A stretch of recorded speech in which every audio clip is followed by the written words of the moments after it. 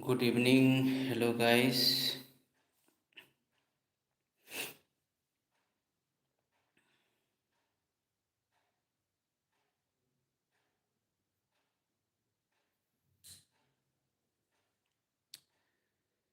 Hello.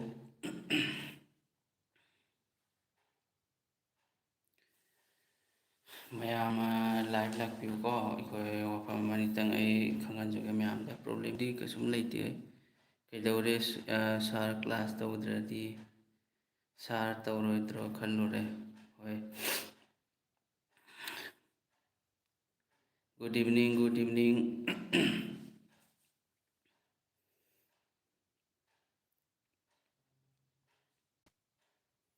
ꯍꯣꯏ ꯆꯥꯔꯦ ꯆꯥꯔꯦ ꯑꯗꯣ ꯑꯩ ꯃꯌꯥꯝꯗ ꯋꯥ ꯑꯃꯈꯛꯇꯪ ꯍꯥꯏꯒꯦ ꯈꯪꯍꯟꯖꯒꯦꯅꯦꯕꯀꯣ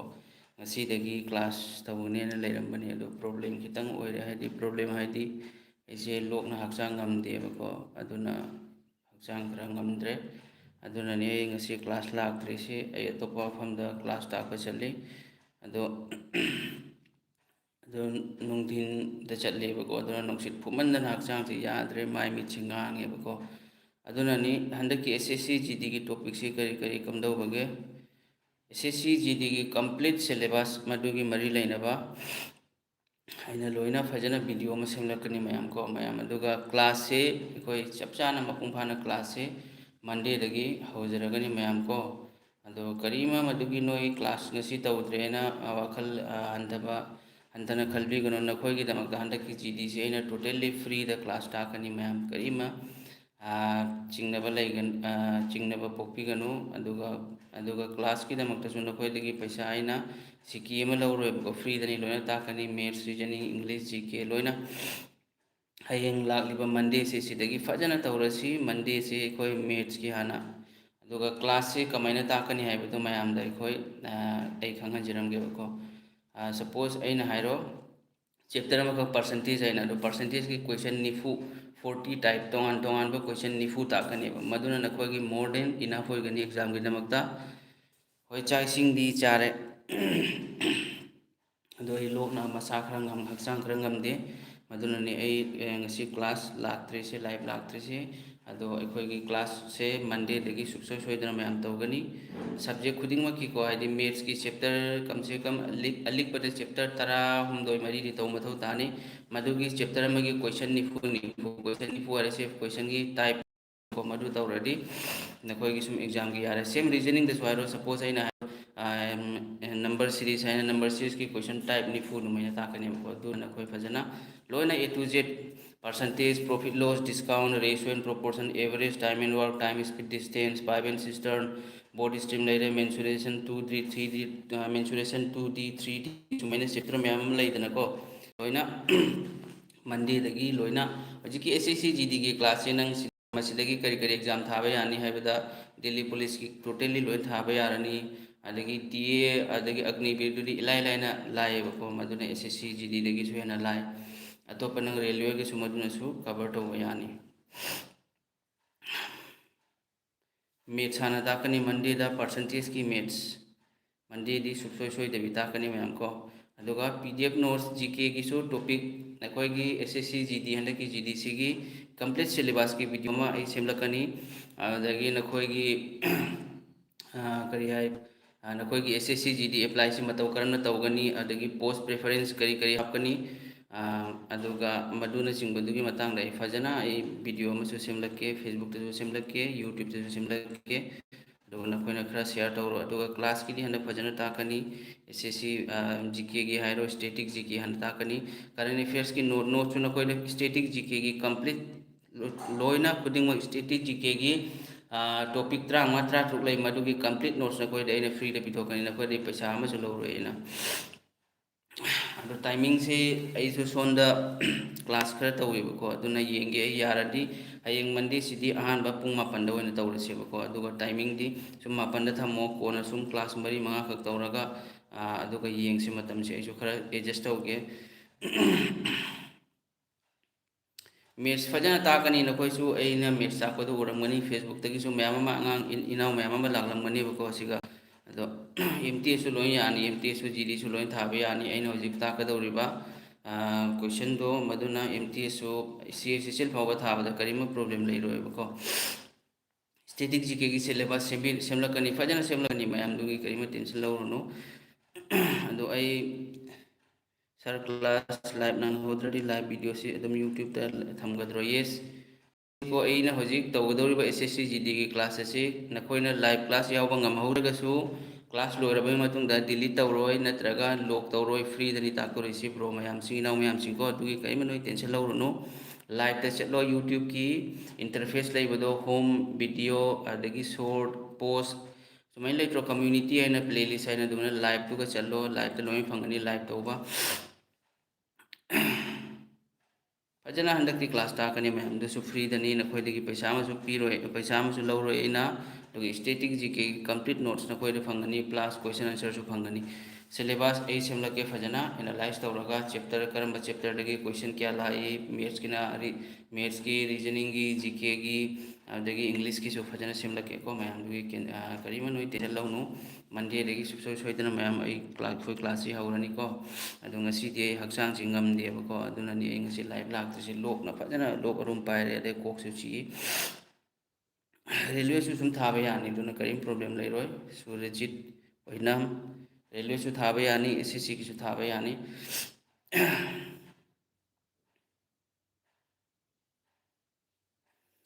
ꯀ꯭ꯂꯥꯁꯁꯤ ꯅꯨꯃꯤꯗꯥꯡꯗꯅꯤ ꯇꯧꯗꯣꯔꯤꯁꯤꯀꯣ ꯅꯨꯡꯊꯤꯟꯗ ꯅꯠꯇꯦ ꯅꯨꯡꯊꯤꯟꯗꯗꯤ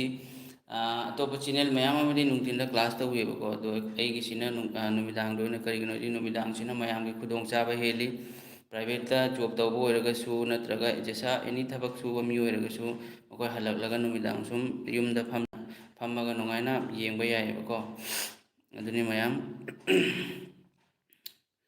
ꯍꯟꯗꯛꯇꯤ ꯐꯖꯅ ꯀ꯭ꯂꯥꯁ ꯇꯧꯅꯤ ꯅꯈꯣꯏ ꯑꯗꯨꯒꯤ ꯀꯔꯤꯝꯇ ꯇꯦꯟꯁꯟ ꯂꯧꯔꯨꯅꯨ ꯀꯣꯏꯁꯟ ꯍꯥꯏꯕꯗꯤ ꯀꯣꯏꯁꯟ ꯇꯥꯏꯞ ꯅꯤꯐꯨ ꯃꯦꯠꯁꯀꯤ ꯇꯣꯉꯥꯟ ꯇꯣꯉꯥꯟꯕ ꯃꯌꯥꯝ ꯑꯃ ꯂꯩꯔꯤꯀꯣ ꯕꯣꯔꯗꯤꯡꯒꯤ ꯂꯩꯔꯤ ꯄꯥꯁ ꯐꯦꯜꯒꯤ ꯂꯩꯔꯤ ꯑꯦꯔꯤꯌꯥꯒꯤ ꯂꯩꯔꯤ ꯑꯗꯨꯃꯥꯏꯅ ꯃꯥꯟꯅꯗꯕ ꯀꯣꯏꯁꯟ ꯅꯤꯐꯨ ꯇꯥꯛꯀꯅꯦꯕ ꯃꯗꯨꯒꯤꯗꯣ ꯅꯪ ꯍꯟꯖꯤꯟ ꯍꯟꯖꯤꯟ ꯇꯧꯔꯣ ꯄ꯭ꯂꯁ ꯄ꯭ꯔꯦꯛꯇꯤꯁ ꯁꯦꯠ ꯑꯩꯒꯤ ꯃꯥꯏꯀꯩꯗꯒꯤ ꯅꯈꯣꯏ ꯐꯪꯒꯅꯤ ꯀꯣꯏꯁꯟ ꯆꯦꯞꯇꯔ ꯑꯃꯒꯤ ꯀꯣꯏꯁꯟ 50 ꯐꯪꯒꯅꯤ ꯃꯗꯨ ꯇꯧꯔꯣ ꯑꯗꯣ ꯑꯍꯥꯟꯕ ꯍꯌꯦꯡ ꯕꯥꯔꯁꯦꯂꯣꯅꯥ ꯍꯌꯦꯡ ꯑꯍꯥꯟꯕ ꯃꯟꯗꯦꯒꯤ ꯀ꯭ꯂꯥꯁꯁꯦ ꯄꯨꯡ 7ꯗ ꯅꯨꯃꯤꯗꯥꯡ ꯇꯧꯒꯅꯦꯕꯀꯣ ꯃꯌꯥꯝ ꯇꯥꯏꯃꯤꯡꯁꯦ ꯀꯣꯟꯅ ꯇꯨꯡꯗ ꯉꯟꯈꯠꯍꯟꯁꯤꯕ꯭ꯔꯣ ꯀꯩꯁꯨꯝ ꯀꯥꯏꯗꯦ ꯑꯗꯣ ꯉꯟꯈꯠꯍꯟꯒꯅꯤ ꯇꯥꯏꯃꯤꯡꯁꯨ ꯃꯌꯥꯝꯗꯨꯒꯤ ꯀꯔꯤꯃ ꯆꯤꯡꯅꯕ ꯇꯧꯕꯤꯒꯅꯨ ꯑꯦꯁ ꯑꯦꯁ ꯁꯤ ꯖꯤ ꯗꯤꯒꯤ ꯃꯥꯔꯛ ꯀꯌꯥ ꯏꯁꯀꯣꯔ ꯇꯧꯔꯗꯤ ꯁꯦꯂꯦꯛ ꯇꯧꯗꯣꯏꯅꯣꯀꯣ ꯑꯦꯁ ꯑꯦꯁ ꯁꯤ ꯖꯤ ꯗꯤꯒꯤꯁꯦ ꯕ꯭ꯔꯣ ꯑꯂꯤꯛꯄꯗ ꯅꯪ 90ꯗꯤ ꯐꯪꯕ ꯃꯊꯧ ꯇꯥꯏ 160ꯗ 160ꯗ 90 ꯐꯪꯂꯕ ꯅꯪꯒꯤ ꯁꯦꯂꯦꯛꯁꯟ ꯁꯤꯌꯣꯔꯅꯤ ꯑꯗꯣ ꯑꯩꯈꯣꯏꯒꯤ ꯃꯅꯤꯄꯨꯔ ꯑꯃꯁꯨꯡ ꯀꯁꯥꯔ ꯑꯩ ꯏꯁꯥꯃꯛ ꯀꯁꯥꯔꯗꯒꯤꯅꯤꯀꯣ ꯑꯩꯈꯣꯏ ꯀꯁꯥꯔꯗꯅ ꯀꯝꯄꯤꯇꯤꯁꯟꯁꯦ ꯈꯔ ꯋꯥꯠꯂꯤ ꯍꯟꯗꯛꯀꯤ ꯐꯤꯖꯤꯀꯦꯜ ꯔꯤꯇꯦꯟ ꯑꯦꯛꯖꯥꯝꯒꯤ ꯀ꯭ꯋꯥꯂꯤꯐꯥꯏꯁꯦ 40 ꯈꯛꯇꯅꯦꯕꯀꯣ ꯃꯦꯗꯤꯀꯦꯜꯒꯤꯅ 54 ꯐꯥꯏꯅꯦꯜꯗ ꯁꯨꯝ 70 ꯄ꯭ꯂꯁ ꯑꯗꯨꯃꯥꯏꯅ ꯂꯥꯛꯄ ꯌꯥꯏ N C B vacancy national criminal bureau ꯀꯩꯅꯣ ꯑꯦꯟ ꯁꯤ ꯕꯤꯁꯦ ꯌꯥꯎꯗꯦ ꯅꯠꯇ꯭ꯔꯥ ꯑꯦꯟ ꯁꯤ ꯕꯤ ꯍꯟꯗꯛꯀꯤꯁꯦ ꯌꯥꯎꯗꯦ ꯍꯟꯗꯛꯀꯤꯁꯦ ꯁꯤ ꯑꯥꯏ ꯑꯦꯁ ꯑꯦꯐ ꯂꯩꯔꯦ B S F C R P F Assam rifles S S F ꯂꯩꯔꯦ I T B P C R P F ꯁꯤꯁꯤꯡꯁꯤꯅꯤ S S B ꯀꯣ ꯑꯗꯣ ꯍꯧꯖꯤꯛ ꯑꯩꯅ ꯃꯟꯗꯦꯗꯒꯤ ꯇꯧꯒꯗꯧꯔꯤꯕ ꯀ꯭ꯂꯥꯁ ꯑꯁꯤ ꯑꯦꯁ ꯑꯦꯁ ꯁꯤ ꯖꯤ ꯗꯤꯒꯤꯅꯤꯀꯣ ꯑꯦꯁ ꯑꯦꯁ ꯁꯤ ꯖꯤ ꯗꯤꯁꯤꯅ ꯅꯈꯣꯏ ꯔꯦꯜꯋꯦꯒꯤꯁꯨ ꯊꯥꯕ ꯌꯥꯅꯤ ꯑꯦꯁ ꯑꯦꯁ ꯁꯤ ꯑꯦꯝ ꯇꯤꯁꯨ ꯊꯥꯕ ꯌꯥꯅꯤ ꯁꯤ ꯑꯩꯆ ꯑꯦꯁ ꯑꯦꯜꯁꯨ ꯊꯥꯕ ꯌꯥꯅꯤ ꯑꯁꯥꯝꯒꯤ ꯊꯕꯛ ꯍꯣꯠꯅꯕ ꯏꯅꯥꯎꯁꯤꯡꯁꯨ ꯊꯥꯕ ꯌꯥꯅꯤ ꯍꯣꯏ ꯃꯦꯠꯁ ꯍꯥꯟꯅ ꯇꯧꯒꯅꯤ ꯄꯤ ꯗꯤ ꯑꯦꯐꯁꯨ ꯅꯈꯣꯏ ꯁꯣꯏꯗꯅ ꯐꯪꯒꯅꯤꯕꯀꯣ ꯑꯗꯨꯒ ꯑꯩꯒꯤ ꯒ꯭ꯔꯨꯞ ꯀꯗꯥꯏꯗ ꯋꯥꯠꯁꯑꯞ ꯒ꯭ꯔꯨꯞꯇꯤ ꯁꯦꯝꯃꯔꯣꯏ ꯇꯦꯂꯤꯒ꯭ꯔꯥꯝ ꯒ꯭ꯔꯨꯞ ꯑꯣꯏꯅ ꯇꯦꯂꯤꯒ꯭ꯔꯥꯝ ꯆꯦꯅꯦꯜ ꯑꯃ ꯂꯩ ꯃꯗꯨꯒꯤ ꯆꯦꯅꯦꯜꯗꯣ ꯑꯁꯥꯝ ꯀ꯭ꯔꯤꯌꯦꯇꯤꯞ ꯏꯁꯇꯗꯤ ꯃꯅꯤꯄꯨꯔꯤ ꯍꯥꯏꯅ ꯂꯩꯕꯅꯤ ꯑꯗꯨꯒ ꯗꯤ ꯄꯤꯗꯨꯅ ꯄ꯭ꯔꯣꯐꯥꯏꯜ ꯄꯤꯛꯆꯔꯗꯣ ꯃꯗꯨꯒꯤꯗꯣ ꯑꯩꯒꯤ ꯐꯣꯇꯣ ꯑꯃꯈꯛ ꯂꯩꯕꯅꯦꯕ ꯄꯦꯔꯤꯁ ꯁꯦꯟ ꯖꯔꯃꯦꯟ ꯄꯤ ꯑꯩꯆ ꯖꯤꯒꯤ ꯌꯨꯅꯤꯐꯣꯔꯝ ꯖꯔꯁꯤ ꯁꯦꯠꯄ ꯑꯃꯀꯣ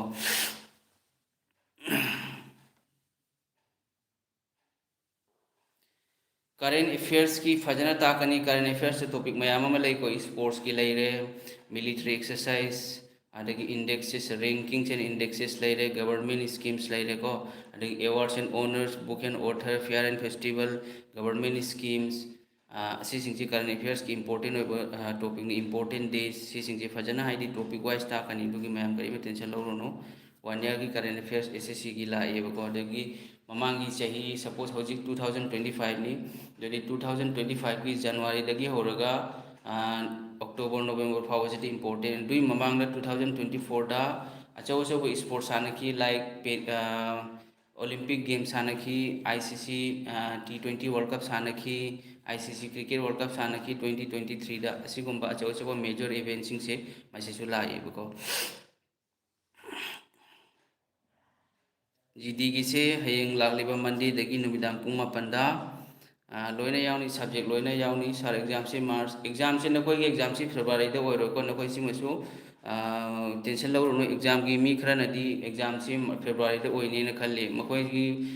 फॉर्म दसु फरवरी दा हाइरेबो को फरवरी दा ओइरो मार्च दा ओइनी मार्च की लास्ट दा नत्रगा अप्रैल की फर्स्ट दा करिगिनो हाइदी हुजिक खरनी सिगा SSC CGL की मेंस एग्जाम लेरी दुगी मतुंग दिल्ली पुलिस की 22 जनवरी फाव एग्जाम लेबको दुई मतुंग नकोई की GD की ममांग ऑलरेडी अप्लाई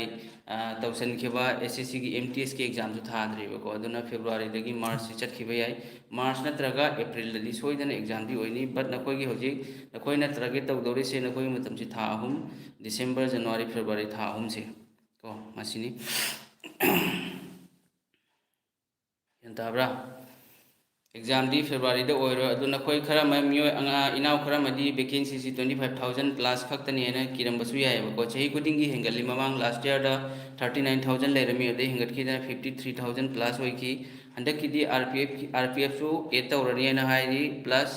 अदुगा BSF की बटालियन तरागा निपान अमसु लाखिगनीबको सेमगदौरी मधुसिंग मखोइन डिपार्टमेंट खुदिंगमक्तगी वैकेंसी BSF जवान कया हाइबदी हंदकी वैकेंसी से मखोइगी बटालियन दुदा मी मसिंग कया सेमगदबनो मदुई मतुंगने नखोइगी वैकेंसी से रिवाइज वैकेंसी अमुक लाखिगनी मयामदुना टेंशन लौरुनु वैकेंसी 50,000 दगी हेंदुना 60-70 यौखिबसु या चांस लैयेबको अदो वैकेंसी दी हेंगलकनी बार्सिलोना से हानादी याम पामजरमबनी मेसी की मतमदा अदो होजिकती मतम फंगदबनिना येंगद्रे अदुगी मथक्ता याद्रेदा बार्सिलोना FCB से मखोइना सानरिबा मेसी दी नुंगाइत्रे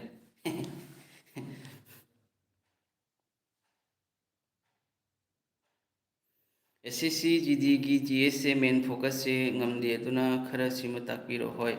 SSC GD की से को अखोय अहमदा स्टैटिक GK से स्टैटिक SSC GD की कंप्लीट सिलेबस आई मदुगी वीडियो में सिमलकनी बको फजना बोर्ड PPT तौरगा करम टॉपिक तगी मार्क क्या लाकनी लास्ट ईयर ना मार्क क्या लाकी दुगी मदगी मैथ्स किसु रीजनिंग किसु इंग्लिश किसु GK GS तसु लोइनमक तसु को लोइनमक सब्जेक्ट खुदिंग मकी लोइना वीडियो में सेमजरके मदुना कोई फजना येंगो तो स्टैटिक GK की अरिकपदा टॉपिक्स ट्रामा नत्रगा ट्रातुपा मथौ तानिको हाइडी स्टैटिक GK की टॉपिक खरा लाइक स्पोर्ट्स लेरे स्पोर्ट्स की सपोज हाइरो क्रिकेट की पीसी क्या सांगी पाकना क्यानो क्रिकेट बॉल से क्या लुम्मी वेट क्यानो अदगी फुटबॉल की लेंग क्यानो ब्रेड क्यानो हॉकी की डायमेंशन क्यानो मागी हॉकी की कोर्ट की मधु मैना मधु क्वेश्चन लाइको CA की करंट अफेयर्स की क्वेश्चन अहुम नत्रगा मरी दुमै लाकनी हजिक थोलिबो वैकेंसी से हेंगलकनी नखोय में वासिनगनो वैकेंसी 15,000 खक्तनी है वानोबको 50,000 नत्रगा हुंबु सोइदन ओइगदौरिबनि मैम 10 एग्जाम 12 एग्जाम की फांजिनगद्रो फांजिनरो SSC GD की एग्जाम से मखोइना नोटिफिकेशन ददी फेब्रुआरी टू मार्च अप्रैल हाइबनेबको बट फेब्रुआरी द ओइरोबको मार्च की लास्ट ओइब्रा नत्रगा अप्रैल की फर्स्ट वीक ता हाइरिबा अनि सिदगी सोइदना अमददी ओइगनि मैम यंतरबा दो फजना नखोइगी SSC GD की क्लास GK की स्टैटिक GK की टॉपिक लई स्पोर्ट्स लईरे क्लासिकल डांस फोक डांस लईरी फेयर एंड फेस्टिवल लईरी अदगी सेंसस लईरी 5 years प्लानिंग लईरी नत्रा अदे मतंग नेशनल पार्क्स अदे UNESCO world heritage sites Ramsar wetland sites है सुमेना अदे GK की टॉपिक 3 लईरी मसी सिंगजेदगनी नखोइ एग्जाम दा हंगिदो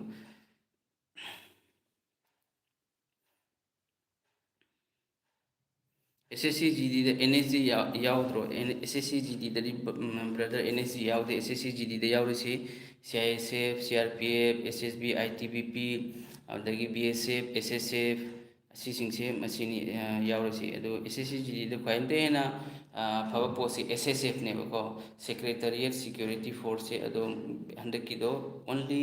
23 ꯄꯣꯁ ꯈꯛꯇꯅꯤ꯫ ꯑꯗꯣ ꯃꯗꯨ ꯀꯅꯥꯅ ꯐꯪꯒꯅꯤ ꯍꯥꯏꯕꯗ UP ꯃꯆꯥ, ꯕꯤꯍꯥꯔꯤ ꯃꯆꯥ, ꯍꯔꯤꯌꯥꯅꯥ ꯃꯆꯥ ꯃꯈꯣꯏꯅ ꯐꯪꯈ꯭ꯔꯅꯤ꯫ ꯀꯔꯤꯒꯤꯅꯣ ꯍꯥꯏꯗꯤ ꯈ꯭ꯋꯥꯏꯗꯒꯤ ꯍꯦꯟꯅ cut off ꯌꯥꯝꯃꯤꯁꯤ SSF ꯇꯅꯦꯕꯀꯣ꯫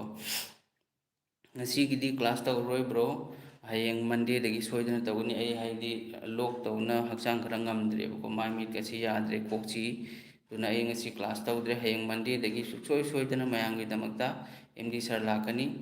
SSF vacancy ꯍꯦꯟꯒꯗ꯭ꯔꯣ? ꯇꯣꯇꯦꯜ ꯍꯧꯖꯤꯛꯀꯤꯁꯤ 25,487ꯅꯤꯀꯣ, ꯃꯁꯤꯗꯒꯤ ꯚꯦꯀꯦꯟꯁꯤ ꯍꯦꯟꯒꯠꯂꯛꯑꯗꯤ ꯗꯤꯄꯥꯔꯠꯃꯦꯟ ꯈꯨꯗꯤꯡꯃꯛꯀꯤ BSF, CRPF, SSF, Assam rifles ꯈꯨꯗꯤꯡꯃꯛꯁꯤ ꯍꯦꯟꯒꯠꯂꯛꯇꯣꯔꯤꯃꯦꯕꯀꯣ꯫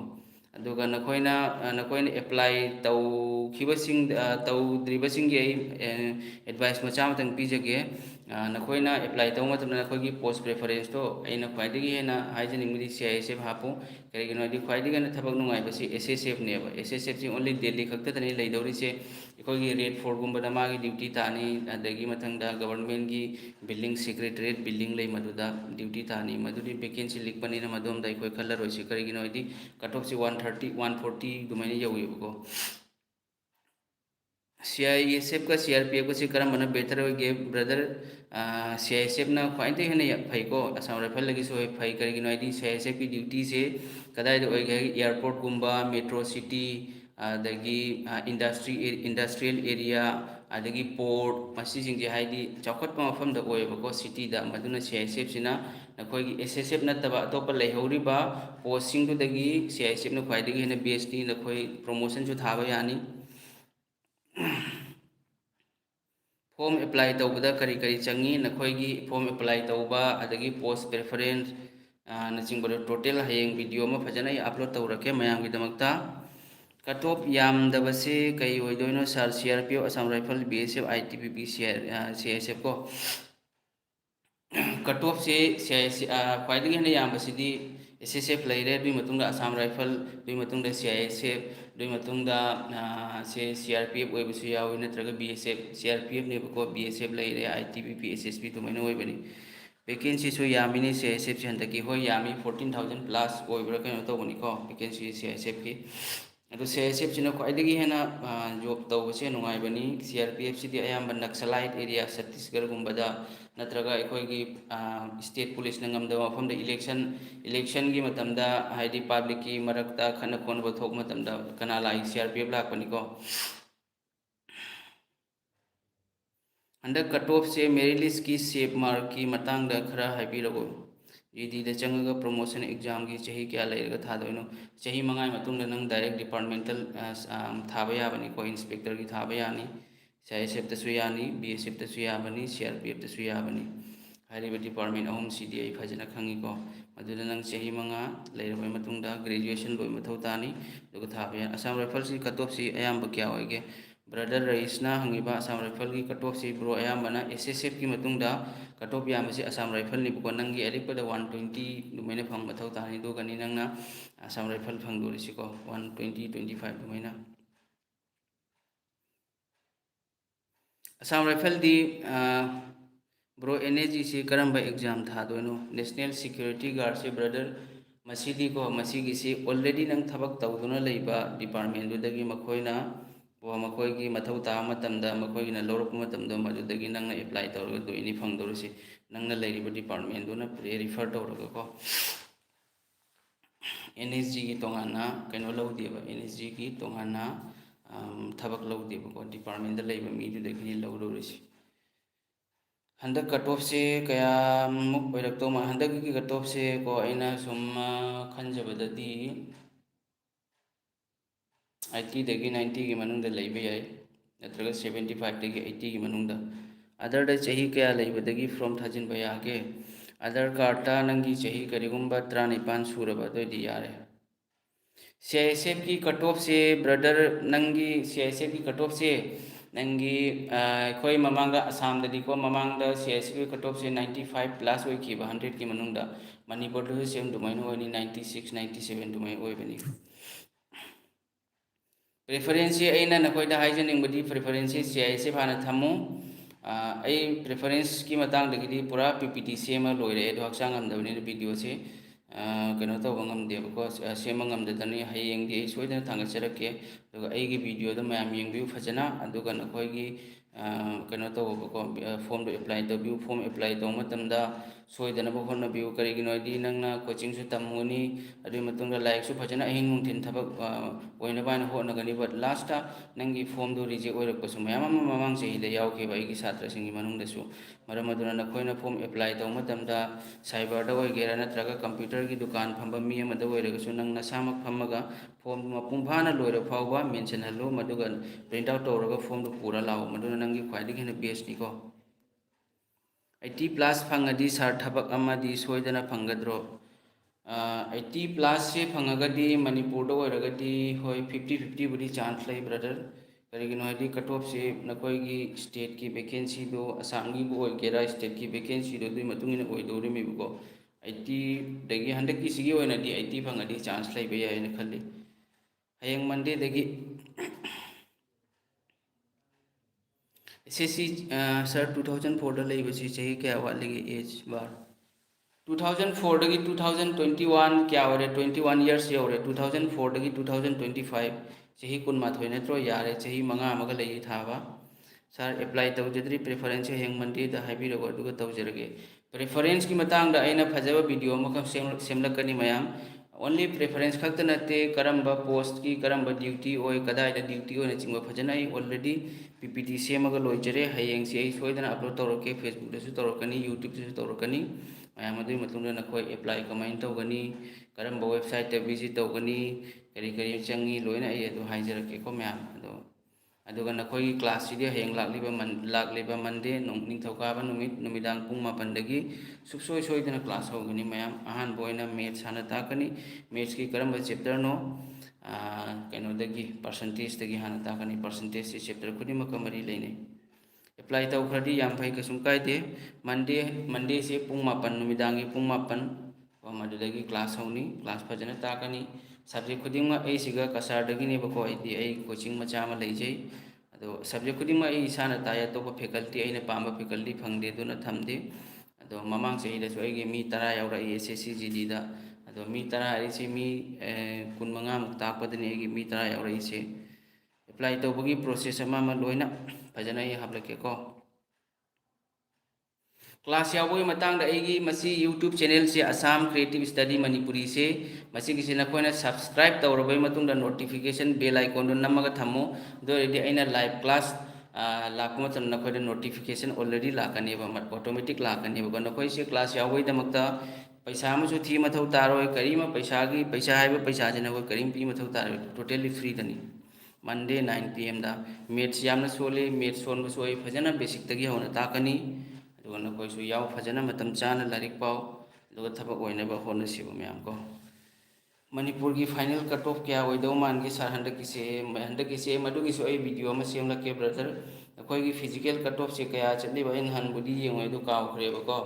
मदुना मरम ओइरगा अइ चपचाबिसिदि हाइबा ngमरोय, सुम अइना खनबददि 80 दगी 90 की मनुंग ओइबे याइना खल्ले। होय अइ कसारदगिनी होय कसारदा ओइरसु कसुम कायदे। इनाउ नुपा अमसुंग नुपी मयाम नखोइगिदमक्ता हंदकी GD से अइना ngमजबा मतेंग खरा तौजगेना अइ पेड ऑफला एपतसु अइ क्लास तौदे। टोटली हंदक फ्री दा अइना फजना ताकेना खल्ली। अतोपा पैसा थीरगा ताकपा पेड बेस ताकपदुमैना फजना ताकपा यायेबको, ताकजगेना नखोइ मयामगिदमक्तनी चांग नाइना तौनी फजना ताकनेबको। टेलीग्राम लिंक हापलको सर डिस्क्रिप्शन होय अइ सोइदना हापलके।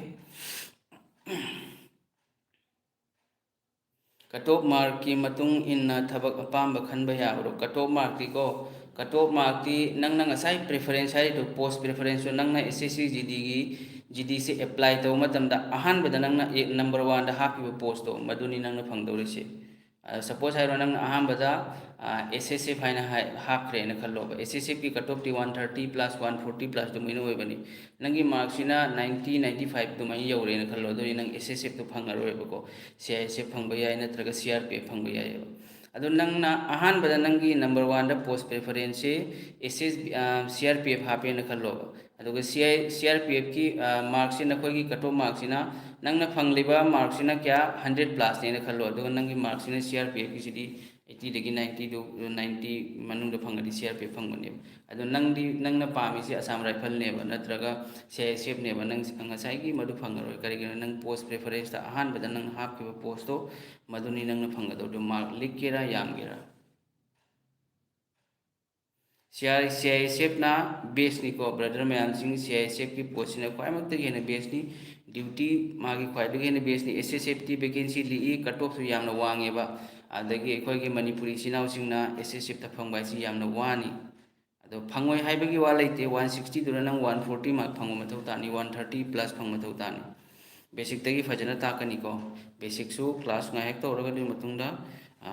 adagi chapter की क्लास हाइबदी 2000 चाही अहम मरी की प्रीवियस ईयर क्वेश्चन की टोन पर मैम टाइप क्वेश्चन लई मदुई को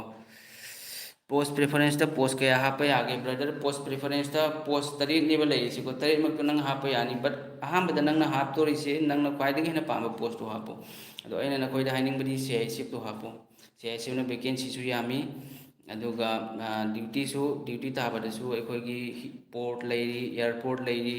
मेट्रो सिटी लैरी इंडस्ट्रियल एरिया लैरी हारि मफम सिंगजने हाइबदी इरांग लैतब मफम शांति लै मफम दनी CISF ना ड्यूटी तौरिसे इंग्लिश अमसुंग GK अनि से ब्रदर मैम सिंह मैराथन होने तौनी मरक मरकता ताकनी फजना ताकनी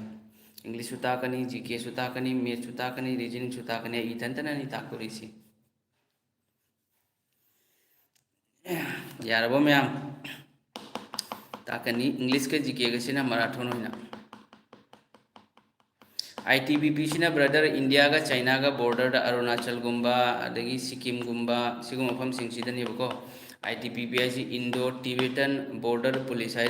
मधु इंडिया चाइना बॉर्डर लेरिंगदो मधुनी ITBP है ज्ञान ताब्रा SSB है सशस्त्र सीमा बल सिना India Nepal India Bhutan border मसीसु अफब थब अमनि करिगिनदि इंडिया का नेपाल का कंट्रोवर्सी लेते इंडिया का भूटान का कंट्रोवर्सी लेते BSF सिना इंडिया पाकिस्तान बॉर्डर दा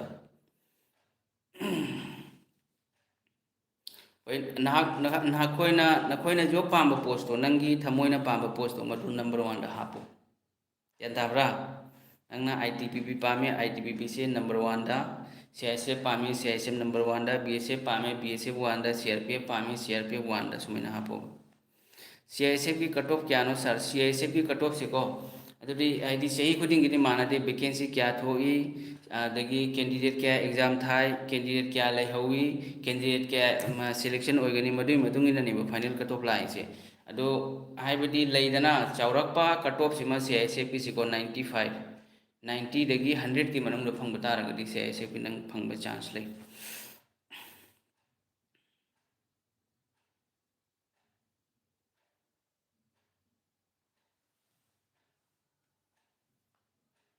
ABUB सुथरकनी है अदो GD की रिटेन टेस्ट का पुन्ना तामिनगद्रो संजुक संजुक ना हारिसे संजुक अंगाबम ना हारिसे ABUB का असम पुलिस का असम गवर्नमेंट एग्जाम का SSC GD का अनी से यामना सोइने येबको ब्रदर अदो असम की सिना खरा लाई SSC GD की सिना खरा लोई असम की सिना GK दा फोकस तौबा SSC GD सिना मैथ्स का रीजनिंग का अनी से फजना फोकस तौबा अदो एग्जाम पुना तारो एग्जाम पुना एनी मफम दसु एग्जाम सी ताहलोय स्टेट के सेंट्रल का पुना तारो मखोइना एग्जाम की डेट शेड्यूल हाइडी डेट था दोरी दो मधुगी दो स्टेट की एग्जाम लेब्रा स्टेट करी एग्जाम लई स्टेट गवर्नमेंट की मधुई मधुंगिना सेमगा डेट था दोरी में SSC की कोर्स हौखिरोइरो एंटरटेनमेंट हाइरिसे हयेंग मंडे दगी सुक्सोय सोयदन हौगनी नसी हौगनी ने लेजरमनी दोय हक्सांग खरंगमद्रे लोक अरुम पाइरे कोक्सी हक्सांग नुंगाइते दुना आई लाक्त्रे दुना आई लाइव लाइने अइना करिंगबा लाइव लाक्तबा तारगदि नखोइना खनगनेब सारना ngasi क्लास हौनी ना हाइरमबदो सारसे पाउ लैखिदे कदोम चखरबनो सारसे तौसनबा मालेने दुना आई लाइव लाक्सबनी मैम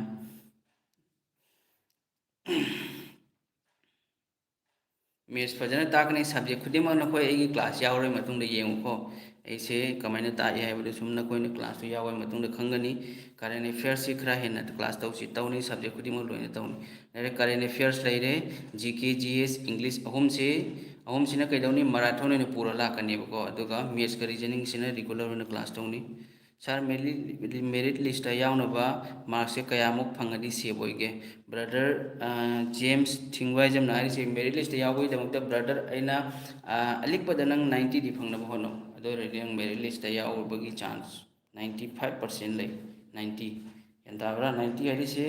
160 ꯃꯥꯔꯛꯇ 90 ꯍꯥꯏꯗꯤ ꯀꯣꯏꯁꯟ 95 ꯆꯨꯝꯕ ꯃꯊꯧ तानी क्वेश्चन मरफूद 95 35 थादोखरे 45 क्वेश्चन चुम मथौ तानी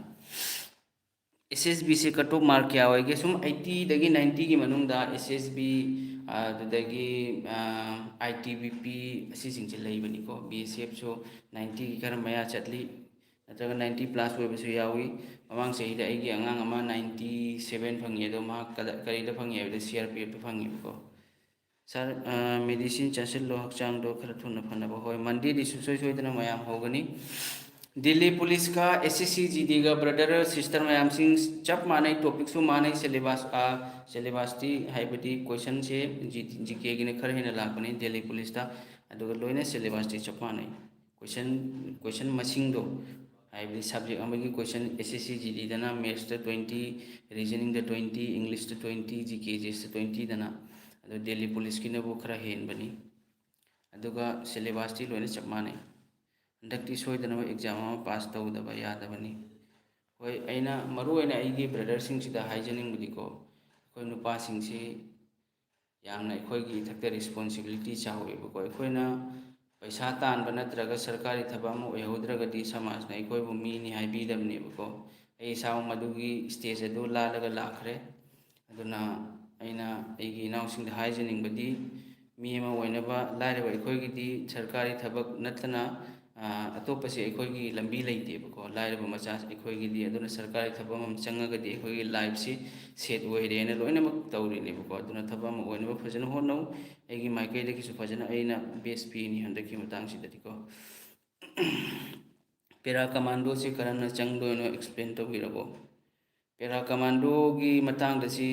अब्दुल खालिक ना हरिसे होय अइ पेरा कमांडो की मतांगदसु अइ चपचाबी फजना खंगलगै वीडियो में सेमजरके डिपार्टमेंट खुदिमकी संजुक कमाबम ना हरिसे सर ऑफलाइन क्लास ती ताकबीब्रो sir online class offline class करमबने हेन ज्ञान तानी अखोय येंगो ऑनलाइन क्लास अमसुंग ऑफलाइन क्लास ऑनलाइन क्लास से कनागिनो हाइबदा बेसिक कंसेप्ट्स क्लियर होइबसिंगदो मखोयगिदमक्ता ऑनलाइन क्लास सी याम फै अदुग ऑफलाइन क्लास सिना हाइदी सारना ताकलबै मतुंगदा ज्ञान ताद्रगदि नहाकी ओइना अइना हाइजनिंगदि ऑफलाइन क्लास चलु एनी मणिपुरदगी चिना ओइरगसु कसारगी चिना यारगसु नखोइना असम पुलिस कांस्टेबल की थबक ओइनिंगबा यारगसु अइगी कोचिंग सेंटर सुनाइदा लई अदगी बासकांदीदा अमा लई बासकांदीदगी खितंग किलोमीटर 2-3 मुक चलगा तेरापुर है अमसु लई मदुदसु लईबको नखोय सुम यावनिंगदि सुम लाप यानी कसारदगी एगी इनाउसिंग लईरगदि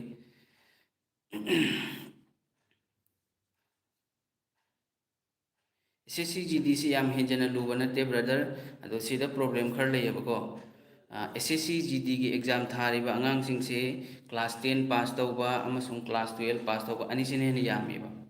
यान ताबरा अदो नंगने डिग्री ग्रेजुएट पास तौबा मी अमगा क्लास 10 पास तौबा मी अमगा अनिसिगी मागी नॉलेज खेनबा लाएबा दो ग्रेजुएट पास तौबदा ताकपदुगा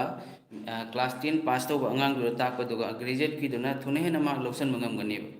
अदो सिगा मेन प्रॉब्लम हाइसी अखोइना पीलिंग मतमदा लाइरिक पारकपदो मदुई मतमदा अखोइना बेसिक कंसेप्ट हाइदि मैथ्स की क्रॉस मल्टीप्लिकेशन तौबा आईसीएफ पुथोकपा मथक्ता लैबा मसिंगा मखादा लैबा मसिंगा कक्नबा हैतबा असिगुम्बा प्रॉब्लम मयाम अमा लैबा सिनानि अखोइना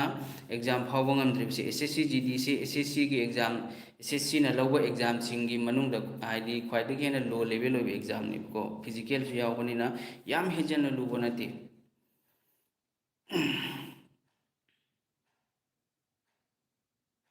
प्रेफरेंस नसा नसा की अपाम्बा करिगुम्बा नागना CIC पामी CIC अहामदा थम्मु असम राइफल का SSF का अनिसिदिको मखोयगी कट ऑफ से वांगेबा असम राइफल दी अइना हारिसिनी 115 लगी 120 असिगी मनुंगदा फंग मथौ तानी दोई नंग असम राइफल फंगनी 120 प्लस ओइबसु या मथौ तायबको होय ऑनलाइन दा यावरो कसुम कायदे अदुगा थबक्ति असम पुलिस की थोकलानेबको असम पुलिस तदी अइगी मी यामी सिलेक्शन ओइसे हंदकी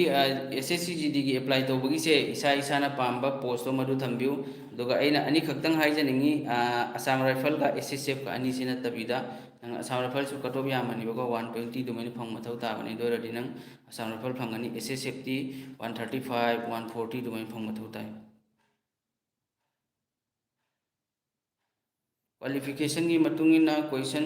पेपर खरा डिफरेंट ओइबा माले होय येंगो एसएससी की एग्जाम से एसएससी सीजीएल दगी होरगा एसएससी जीडी फावबा से क्वेश्चन की लेवल दो खरा खेनै क्वेश्चन की पैटर्न चप माने बको क्वेश्चन लाइव लुबदो दु खेनै क्वेश्चन की पैटर्न परसेंटेज की एरिया दगी लाखपा याय वोटिंग दगी लाखपा याय हाँ अदगी कहीं पॉपुलेशन दगी लाखपा याय अदो क्वेश्चन लाखपगी मवोंग दो माने बट क्वेश्चन की लुबग नत्रग लाइव दो खेनै क्वेश्चन पैटर्न चप माने लोने SSC CGL CPO SSL MTS GD stenographer लोई चप माने यान ताबरा इनाउसिंग असम पुलिस मणिपुर की मीना थाबा याब्रो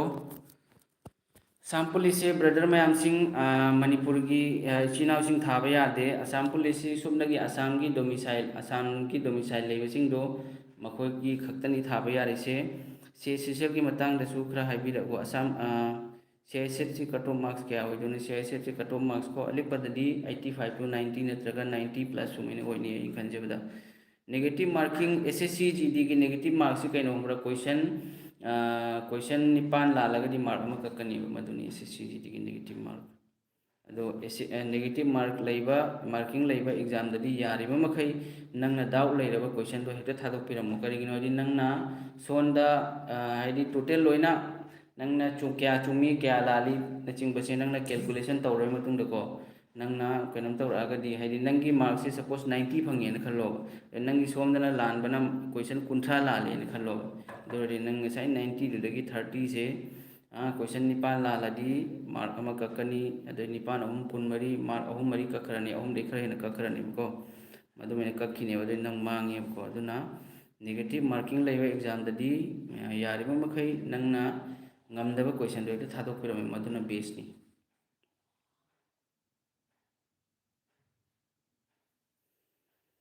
हयेंग मंडे दगी ब्रदर सिस्टर मैम सिंह सोय सोयदना कनो तौरनी कनो एग्जाम क्लास होरनी बको सर एग्जाम द मार्क फजरगा मेडिकल खरा फत्रदी थबक फंगद्रा मेडिकल से ब्रदर सिंह मेडिकल से ओनली सुपनगी नंगी हक्सांग दा प्रॉब्लम लेत्रबको मखोयगी लोइना हक्सांग खुदिमा हक्सांग की पार्ट्स खुदिमा येंगबनी मिट की कलर ब्लाइंडनेस येंगबनीबको अदो खुदिमा तो नंग पास तौरगदी नंग मार्क लिखेरा यामगेरा मखोय कट ऑफ दुगी मनुंग चलगदी नंग सिलेक्शन होइगनी तवदो मेडिकल सिदी पास तौ मथु तानीबको अदो मेडिकल की तोंगाना कट ऑफ थोकपनी दो मतुंग दा मको फाइनल लाक्तोरिमी कछु कायदे ब्रदर AI मनिंग थमद्रगसु कछु कायदे मांग थमसु मार्क वांगगदी आई पांबा पोस्ट खनबा यागद्रो यारोय नंग ngasai preference ta thamgibado madui matungina lakani ahanbada thambado maduneba nang ngasai exam ki center se nang khallo manipur dagi ni manipur gi lilong da thamme khallo natraga thawal da thamme khallo adu ahanba preference ta pibado madugido nang exam center tani same dumaina thabak da su nakoina apply tawraga hayeng khalakpa final khalakpa matamdo madudu su nang na post preference ta ahanba thamgiba post to CISF oigera BSF oigera Assam Rifle oigera ATBP ITBP oigera maduni phangdorido Monday से maths ताकनी percentage medical की कटौती अग्निवीर की medical की करम बने हैं लोग SSC का मेडिकल का अग्निवीर की मेडिकल के से को SSC GD की मेडिकल अग्निवीर की मेडिकल की अनी से करम बने हैं लोग है को SSC GD की मखोई की अनी मक्सू है बदी इंडियन आर्मी सिना खरदी कुपना येंगबनी को खोई की अखोई सिगा आंगांग अमका आइगी छात्रनी अखोई खुनगिनी अदो मा हंदक मेडिकल से अहानबदा कलर ब्लाइंडनेस दा कलर खनबो तन मासे कनो तौरे ngamdre baduna मासे मेडिकल रिजेक्ट ओइरेबको मेडिकल दाइदि मार्क्स फेल नते मेडिकल से याद्रे मथंग अमु री मेडिकल तौबगी चांस अमा लई मदुदा अमु पास तौखरे आर्मी नदी हेन कुपना यिंगसनबनीको नुमिदांग पुंग मापनदनी क्लास हौदोरिसी होय अहानबा थमखिबा प्रेफरेंस तो मार्क तो याउद्रदि अतोपदा खनगद्रा होय खनगनी अतोपदुगी मार्क की मतुंगिना नंगी selection लाकनी which one is most lowest cut off से को आइने सुम खंगजबददी खोगी ITBP SSB अदो हारिबो पुनमक्सिको नंगी कनोगी मतुंगने नंगी पोस्ट वैकेंसी क्या लाई दुई मतुंगिननी वैकेंसी यामेबो मखै नंग अप्लाई सु हेंदोरिमी को सिमा कौबिनो CISF हजी 14,000 प्लस ने ऑल इंडिया अदो हजी CISF से प्रेफरेंस लोई पीसन दौरमी CISF अदुना CISF की कट ऑफ तो वांखलकनेब पुंग क्या ताकने पुंग मापन क्लास होगनी नोंगदा मैथ्स की अलिकपद क्वेश्चन कुन ताकनी तोंगान तोंगान डिफरेंट क्वेश्चन ताकनी को डेली नि मंडे खक्त नते ब्रदर सब्जेक्ट खक्त नते मैथ्स रीजनिंग से नखोगी SSC की एग्जाम से SSC की एग्जाम की मरुब खुलाई से कई नो रीजनिंग ने रीजनिंग से अयामन ngमेना इग्नोर तौबने रीजनिंग दा नंग 40 मार्क पुरपंगमगदी अतोप सब्जेक्ट अहम से क्या नो 60 नत्रो सब्जेक्ट अहम 120 सिदगी नंगना 40 सोम साइड अमदनी 40 लेखरे 120 दगी नंगना 70 50 60 लव ngमोरो ngमगनी अदो रीजनिंग से फजना लिंगहनब होनो ऐसु होनगनी नखोइसु होनो रीजनिंग दा मार्क निफु लव ngमबा मैथ्स लेरी मार्क कुन इंग्लिश ले मार्क निफु मैथ्स अदगी GK इंग्लिश अहम से क्या 120 नत्रो 120 सिदगी नंग 40 लेरेदना 120 दगी 60 का फंगदी 100 ओइरदी नमित तुमगा अदगी खुदे मा सेचलगा तुरेने चोंगथरगा इरु माइलेथरगा सुम कारवा नंग थबा ओइरेना खल्लो पुंगसी आई ngannhanaba honrake ado Saturday nate brother sister ma'am Singh ngasi kay numit no ngasi se Friday ni ko Saturday Sunday leiraga Monday dagi numidangi pung 8 da o medical yamna lubani handakti overweight ta lehorini 68 kg da hoi handaki sina haidi ekoi kasar som da diko haidi medical ahan da fail da bangang do mathangi da pass tawrai दुमैन सु यावरी को दुदगी ने high से अदो practically यावरो बमी दो मदुना सु खंगी कमाइना exam लवी लौदे मसिजु अइना सु चपचा भी HYBE ngमदे को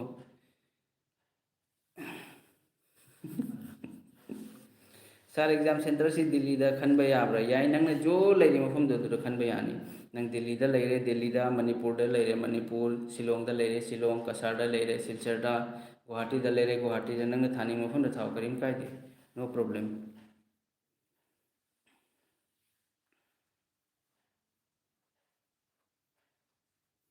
CPOC हाइदी हजिक बैंकिंग स्टाइल चटखरे ब्रदर सिस्टर मैम सिंह सेक्शनल टाइम पीरेब रीजनिंग की टाइम असुक मैथ्स की टाइम असुक GK की असुक बैंकिंग दे दुमैने एग्जाम थारिदोको CPOC याम हेंजना कटो वांगे ब्रदर सिस्टर मैम सिंह करिगिनो हाइदी CPO दे फिजिकल यावरिबो फिजिकल याव एग्जाम से याम हेंजना कटो वांगोय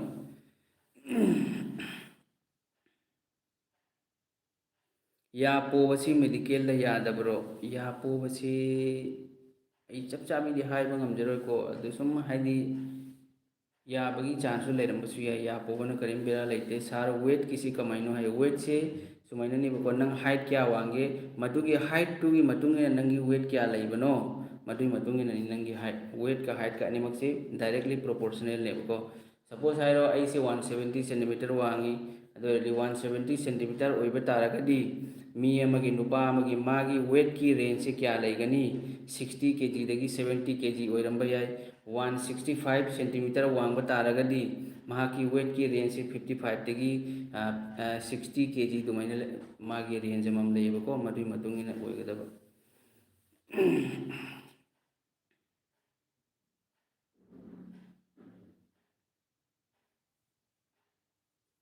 या मसिंग सुद्रदी या बनी ब्रो ओके कोचिंग से डिफरेंट स्टाइल्स लेबनी ओजा सिनमा कोक ngawni natra hoi yenguko coaching की मतंगददी अइना नखोइदा हाइजनिंगबुदीको नखोइना जो हाइदी पाम ओजादो नंगना हाइदी एनी ओजा एनी सार अमखक्तगी नंगना तंबा मतमदा हाइदी ओजादुना ताकलिबा मैथ्स खंगदे रीजनिंग खंगदे मदुगिदो नंगना ज्ञान ताबा ngमगदी मदुगी ओजादो नंगी बेस्ट टीचर नि ज्ञान ताब्रा अदो कोचिंग तौबसिदी यारिबम मखै ओजा सिंबिगुनो नखोइना पारिबो ओजादो मदु पाइबिउ करिगिनो हाइदी ओजा अमना ताकपा मेथड का तो ओजा अमना ताकपा मेथड का अनिसि मानरक्तबसु मयाम अमा यावइबको अदुना नखोइदा पाजल हाइदी कंफ्यूज लाखनिबा नखोइगी माइंडा अतोपा कनागुंबा क्वेश्चन हंगनिंगबा लेब्रा हंबिरो नखोइ SSC GD की कना फॉर्म थाजिनबा यावना खरगे फॉर्म थाजिनबदो फजना सोइदनबा होनो लास्ट को हयेंग फॉर्म से चेक तौरय मतुंगदा फॉर्म से रिजेक्ट ओइबा मयाम सु यावनिबा फोटो दा प्रॉब्लम ओइबा ꯑꯃꯗ ꯄ꯭ꯔꯣꯕ꯭ꯂꯦꯝ ꯃꯌꯥꯝ ꯑꯃ ꯂꯥꯛꯄꯅꯦꯕꯀꯣ, ꯑꯗꯨꯅ ꯁꯣꯏꯗꯅꯕ ꯍꯣꯠꯅꯧ꯫ ꯆꯦ ꯆꯥꯡꯁꯤꯡꯗꯣ ꯐꯖꯅ ꯃꯥꯒꯤ HSLCꯒꯤ ꯑꯦꯗꯃꯤꯠ ꯀꯥꯔꯗ ꯑꯗꯨ ꯍꯥꯞꯆꯤꯟꯕꯤꯔꯣ, HSLCꯒꯤ ꯃꯥꯔꯛꯁꯤꯠꯇ ꯃꯥꯒꯤ ꯍꯥꯞꯐꯝ ꯊꯣꯛꯄ ꯀꯩꯅꯣ ꯏꯟꯇꯔꯐꯦꯁꯇꯣ ꯑꯗꯨꯗ ꯐꯖꯅ ꯐꯤꯜ ꯑꯞ ꯇꯧꯁꯜꯂꯨ ꯁꯣꯏꯗꯅꯕ꯫ ꯑꯗꯨꯒ ꯐꯣꯝꯁꯦ ꯌꯦꯡꯉꯣ, ꯖꯅꯋꯥꯔꯤꯒꯤ ꯇꯥꯡ 9ꯗꯒꯤ 10 ꯐꯥꯎꯕꯒꯤ ꯃꯅꯨꯡꯗ ꯅꯈꯣꯏꯅ ꯃꯦꯟꯁꯤꯟꯈꯤꯕ ꯐꯣꯝꯁꯤꯡꯗꯣ ꯑꯁꯣꯏ ꯑꯉꯥꯝ ꯌꯥꯎꯔꯒꯁꯨ ꯆꯨꯝꯊꯣꯛꯄ ꯌꯥꯕꯅꯤ꯫ ꯅꯨꯃꯤꯠ 9 ꯐꯪꯕꯅꯦꯕ, ꯇꯥꯡ 9ꯅꯦ, 8ꯅꯦ, 10ꯅꯦ, ꯅꯨꯃꯤꯠ 5ꯅꯤ ꯐꯪꯒꯅꯤ꯫ ꯃꯗꯨꯗ ꯅꯈꯣꯏꯅ ꯆꯨꯝꯊꯣꯛꯍꯧꯕ ꯇꯥꯕ, ꯑꯂꯥꯟꯕ ꯌꯥꯎꯔꯒꯁꯨ꯫ ꯁꯥꯔ, ꯔꯣꯜ ꯅꯝꯕꯔ ꯂꯥꯛꯀꯗꯤ ꯐꯣꯝ ꯃꯦꯟꯕ ꯌꯥꯔꯕꯣ? ꯔꯣꯜ ꯅꯝꯕꯔ ꯅꯠꯇꯦ, ꯃꯈꯣꯏꯒꯤ ꯁꯤꯔꯤꯌꯦꯜ ꯅꯝꯕꯔ ꯄꯤꯕꯅꯤꯀꯣ, ꯔꯣꯜ ꯅꯝꯕꯔꯗꯨꯗꯤ ꯑꯦꯛꯖꯥꯝꯗꯅꯤ ꯐꯪꯗꯧꯔꯤꯗꯣ ꯕ꯭ꯔꯗꯔ꯫ ꯁꯥꯔꯒꯤꯁꯨ ꯑꯣꯟꯂꯥꯏꯟꯁꯤ ꯁꯣꯏꯗꯕꯤ ꯌꯥꯎꯖꯒꯦ ꯈꯜꯂꯤ, ꯁꯣꯝꯗꯁꯨ ꯑꯣꯐꯂꯥꯏन ꯀ꯭ꯂꯥꯁ ꯃꯣꯔꯅꯤꯡꯗ ꯆꯠꯀꯦ ꯈꯜꯂꯤ, ꯀꯣꯛ ꯉꯥꯎꯒꯗ꯭ꯔꯣ? ꯉꯥꯎꯔꯣꯏꯗ꯫ ꯑꯩꯒꯤꯗꯤ ꯅꯈꯣꯏ ꯌꯦꯡꯉꯣ, ꯑꯩꯒꯤ ꯃꯃꯥꯡꯗꯁꯨ ꯚꯤꯗꯤꯑꯣ ꯃꯌꯥꯝ ꯑꯃ ꯂꯩꯕꯅꯤꯀꯣ꯫ ꯑꯩꯅ ꯇꯥꯛꯄꯁꯤꯗꯤ ꯕꯦꯁꯤꯛꯇꯒꯤ ꯇꯥꯛꯀꯅꯤ, ꯒ꯭ꯌꯥꯟ ꯇꯥꯅ ꯐꯖꯅ ꯇꯥꯛꯀꯅꯤ, ꯀꯔꯤꯝ ꯄ꯭ꯔꯣꯕ꯭ꯂꯦꯝ ꯂꯩꯔꯣꯏ꯫ ꯄ꯭ꯔꯦꯐꯔꯦꯟꯁꯀꯤ ꯃꯇꯥꯡꯒꯤꯁꯤ ꯍꯌꯦꯡ ꯑꯩ ꯚꯤꯗꯤꯑꯣ ꯁꯣꯏꯗꯅ ꯅꯨꯃꯤꯗꯥꯡ ꯑꯞꯂꯣꯗ ꯇꯧꯖꯔꯛꯀꯦ ꯃꯌꯥꯝ, ꯅꯈꯣꯏ ꯑꯗꯨꯒꯤ ꯇꯦꯟꯁꯟ ꯂꯧꯒꯅꯨ꯫ ꯑꯗꯣ SSCꯒꯤ ꯑꯦꯄ꯭ꯂꯥꯏ ꯇꯧꯕꯒꯤ ꯋꯦꯕꯁꯥꯏꯠꯇꯨꯗꯤ ꯈꯪꯉꯦꯕꯀꯣ, ꯍꯥꯟꯅꯗꯒꯤ ꯅꯈꯣꯏꯁꯨ ꯑꯣꯜꯔꯦꯗꯤ ꯔꯦꯖꯤꯁꯇꯔ ꯇꯧꯅ ꯂꯩꯔꯝꯒꯅꯤ꯫ ssc.gov.in ꯍꯥꯏꯅ ꯂꯩꯕꯅꯦꯕꯀꯣ, ꯃꯗꯨꯗ ꯆꯪꯉꯒ ꯌꯨꯖꯔ ꯅꯦꯝ ꯄꯥꯁꯋꯥꯔꯗ ꯍꯥꯞꯄꯒ ꯂꯣꯒꯏꯟ ꯇꯧꯔꯒ ꯑꯗꯨꯒꯤ ꯃꯇꯨꯡꯗ ꯅꯪꯅ ꯊꯥꯒꯗꯕ ꯑꯦꯛꯖꯥꯝꯗꯣ ꯅꯪꯒꯤ ꯀ꯭ꯋꯥꯂꯤꯐꯤꯀꯦꯁꯟꯒꯤ ꯃꯇꯨꯡ ꯏꯟꯅ ꯅꯪꯒꯤ ꯏꯟꯇꯔꯐꯦꯁꯇꯣ, ꯅꯪꯅ ꯉꯁꯥꯏ ꯂꯣꯒꯏꯟ ꯇꯧꯕ ꯄꯦꯖꯇꯣ ꯃꯗꯨꯗ ꯊꯣꯛꯂꯛꯀꯅꯤ꯫ ꯑꯁꯥꯝ ꯄꯨꯂꯤꯁꯀꯤ ꯃꯇꯥꯡꯗꯁꯨ ꯐ꯭ꯔꯤ ꯂꯥꯏꯚ ꯀ꯭ꯂꯥꯁ ꯇꯥꯛꯄꯤꯒꯗ꯭ꯔꯣ? ꯁꯟꯖꯨꯛꯅ ꯍꯥꯏꯔꯤꯁꯦ, ꯍꯣꯏ ꯁꯟꯖꯨꯛ ꯇꯥꯛꯀꯅꯤ, ꯑꯗꯣ ꯃꯗꯨꯅꯕꯨ ꯃꯅꯤꯄꯨꯔꯤꯗ ꯅꯠꯇꯦ, ꯃꯗꯨꯅ ꯍꯤꯟꯗꯤꯗ ꯇꯥꯛꯀꯅꯤ ꯁꯣꯏꯗꯅ꯫ ꯑꯩꯒꯤ MD ꯁꯥꯔ ꯁꯤꯜꯆꯔ ꯍꯥꯏꯅ ꯍꯤꯟꯗꯤꯗꯁꯨ ꯆꯦꯅꯦꯜ ꯑꯃ ꯂꯩꯕꯅꯤ, ꯃꯗꯨꯗ ꯇꯥꯛꯀꯅꯤ꯫ ꯁꯥꯔ, ꯑꯣꯐꯂꯥꯏꯟꯗꯗꯤ ꯐꯤꯁ ꯀꯌꯥ ꯑꯣꯏꯒꯅꯤ?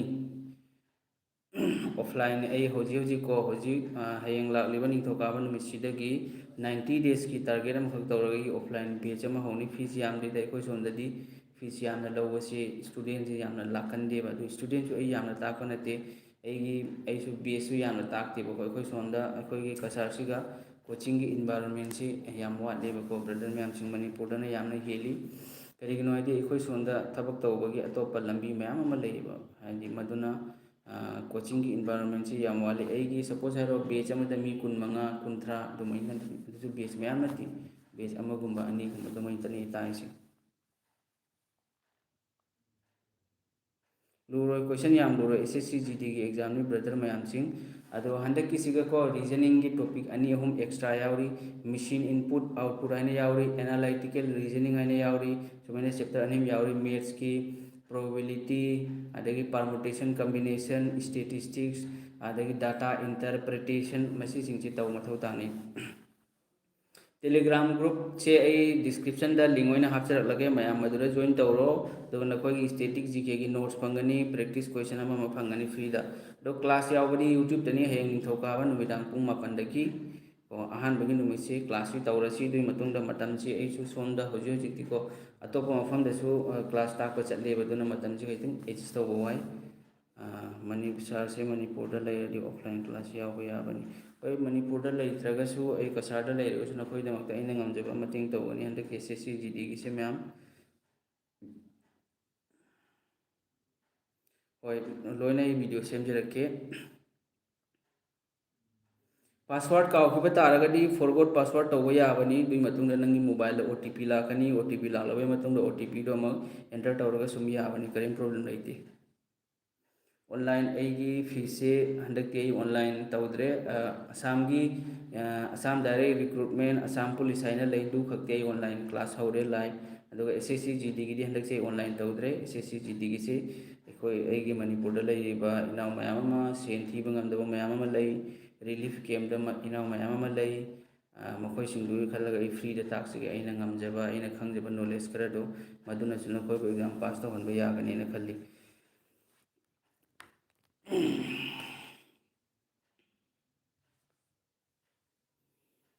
ꯍꯣꯏ, ꯗꯣꯀꯨꯃꯦꯟꯒ ꯃꯔꯤ ꯂꯩꯅꯕ ꯑꯃ ꯑꯩ ꯂꯣꯏꯅ ꯀꯩꯅꯣ ꯇꯧꯔꯛꯀꯦ, ꯁꯦꯝꯃꯛꯀꯦ꯫ ꯑꯗꯣ ꯍꯌꯦꯡꯗꯤ ꯅꯈꯣꯏꯒꯤ ꯐꯣꯝ ꯑꯦꯄ꯭ꯂꯥꯏ ꯀꯃꯥꯏꯅ ꯇꯧꯅꯤ, ꯑꯗꯒꯤ ꯄꯣꯁ ꯄ꯭ꯔꯦꯐꯔꯦꯟꯁ ꯀꯃꯥꯏꯅ ꯄꯤꯒꯅꯤ, ꯑꯗꯒꯤ ꯂꯩꯔꯤꯕ ꯄꯣꯁꯁꯤꯡꯗꯨꯒꯤ ꯗ꯭ꯌꯨꯇꯤ ꯀꯃꯥꯏ ꯇꯧꯅꯤ, ꯑꯗꯨꯅꯆꯤꯡꯕꯗꯣ PDF ꯁꯨ ꯑꯩ ꯂꯣꯏꯅ ꯄꯤꯅꯤ ꯃꯌꯥꯝ, ꯀꯔꯤꯃ ꯇꯦꯟꯁꯟ ꯂꯧꯅꯨ꯫ ꯂꯥꯏꯚꯁꯦ ꯃꯌꯥꯝ ꯍꯌꯦꯡꯗꯒꯤ ꯅꯠꯇꯦ, ꯃꯟꯗꯦꯗꯒꯤ ngasi Friday ni Saturday Sunday Monday ningthaukaba numit pung 8 tꯧgani ado ai hojik lokna haksang ngamdebako koksu chi adagi makolsu nakoisu khangani khara phare juraba mit swai si chi ebako aduna ai si class laktabani yan tare ko PDF phangani nakoi PDF phangani GK kisu PDF phangani maths kisu phangani reasoning su phangani English su phangani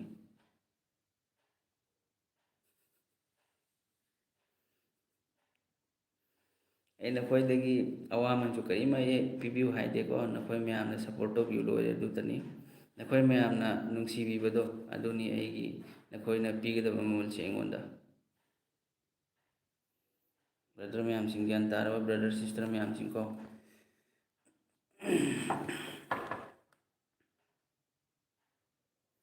SSC GD की से हंदक किसी लोयरदी कई थादगदी अमुक लाकनी sir brother ना हंगी से थाउना होजम तोंबना हंगी से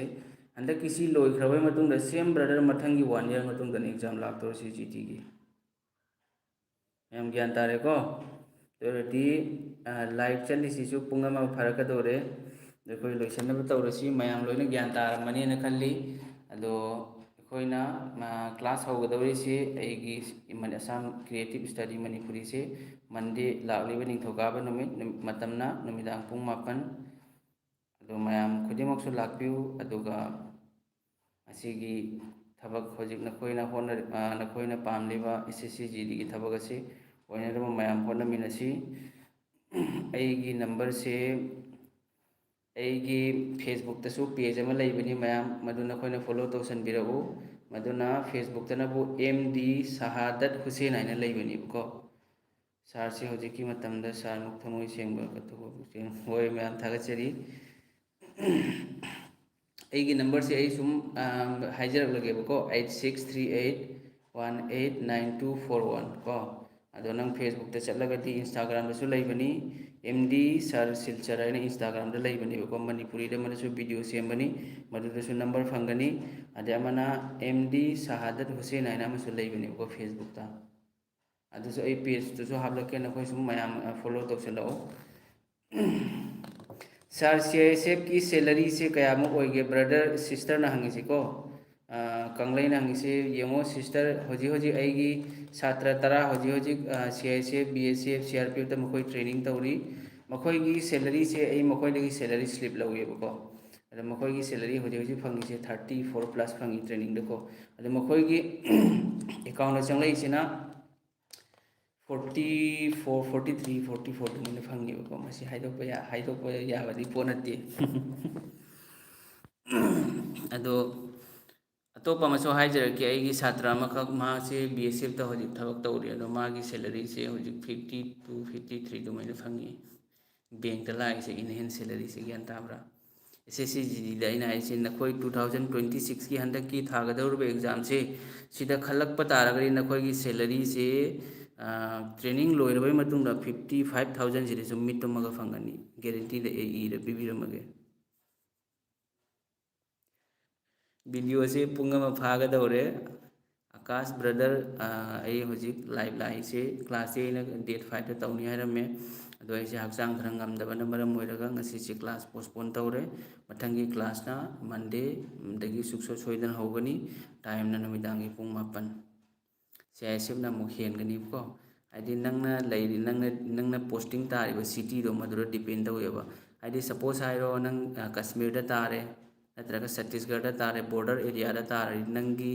लैरिबा original salary दो मदुरगी 10 15 10 दुमैना allowance फंगेब एंतावरा CISF salary फजबनी सुम 50 plus 55 की सुम फंगदौरबनी मिनिमम SSC GD की सैलरी वालोन भी 50,000 प्लस नि लोरे चंगबगदसो होय ब्रदर मैम सिंह याम नुंगाइरे अदो आइगी इंस्टाग्राम सु पेज लैबनी MD सर सिलचर ऐसे डिस्क्रिप्शन दा हापचरके टेलीग्राम सिंगी लिंक सु डिस्क्रिप्शन दा हाबलके अदुगा फेसबुक की पेज तो जो डिस्क्रिप्शन दा हापचरकेबको मैम खरा फॉलो तौसिनबिरऊ अदुगा SSC GD की क्लास तौबगी नखोइदगी पैसा सिकीम लौजरोय हंदकी मतंग सिगी होइना फ्री दाइना जो अइना आइसो मी खरदी ओहनबा ngamjarebako aduna tapsu yare kasum kaide अदो फरे अदुदी मयाम गुड नाइट तौरसी लाइव चली से मोबाइल लगी पुंग मा फादोरे ꯌꯥꯔꯦꯀꯣ ꯑꯗꯨꯗꯤ ꯃꯌꯥꯝ ꯒꯨꯗ ꯅꯥꯏꯠ ꯇꯧꯔꯁꯤ ꯍꯌꯦꯡ ꯃꯟꯗꯦ ꯅꯨꯃꯤꯗꯥꯡ ꯄꯨꯡ 4ꯗ ꯎꯅꯔꯁꯤ ꯕꯣꯔꯗ ꯑꯄꯥꯛꯄꯗ ꯑꯗꯨ ꯁꯤ ꯑꯩꯒꯤ ꯇꯨꯡꯗ ꯊꯝꯃꯤꯁꯦ ꯁꯤꯒ ꯐꯔꯦ ꯐꯔꯦ ꯑꯗꯨꯗꯤ ꯃꯌꯥꯝ ꯂꯣꯏꯁꯤꯜꯂꯦꯀꯣ ꯒꯨꯗ ꯅꯥꯏꯠ